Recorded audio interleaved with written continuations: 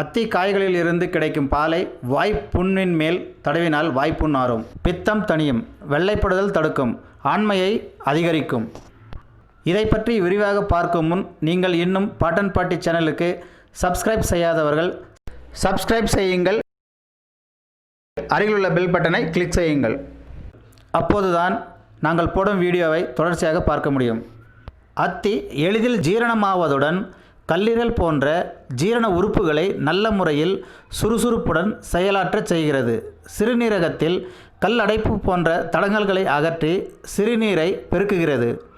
பெருங்குடலில் ஆங்காங்கே இறுகிய கழிவுப் பொருட்களை பக்குவப்படுத்தி இளக்கி வியர்வையாகவும் சிறுநீராகவும் மலமாகவும் வெளியேற்றி குடலை மிருதுவாக செய்கிறது.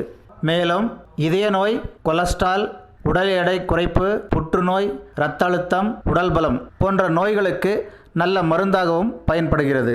முக்கியமாக மதுப்பழக்கம் கொண்டவர்கள் அதிக அளவில் மதுவை அருந்துவதால் சில சமயங்களில் அவர்களின் கல்லீரலில் வீக்கம் ஏற்படும். இந்த கல்லீரல் வீக்கத்தை போக்க சில அத்திப்பழங்களை வினிகரில் ஒரு வாரம் ஊற வைத்து பின் சாப்பிட்டு வந்தால் கல்லீரல் வீக்கம் குணமாகும். கல்லீரலில் சேர்ந்திருக்கும் போதைப் பொருட்களின் நச்சுக்களை நீக்கும். கண் பார்வை கூர்மையாக்கும்.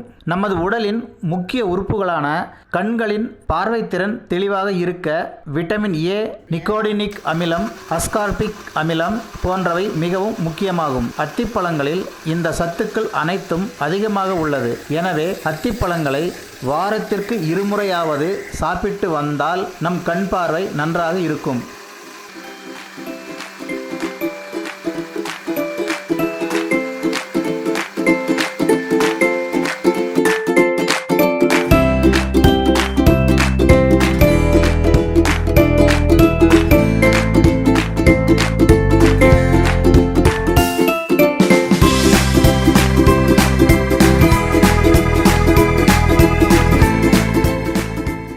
இந்த வீடியோ உங்களுக்கு பிடித்திருந்தால் பாட்டன் பாட்டி சேனலுக்கு கமெண்ட் செய்யுங்கள்.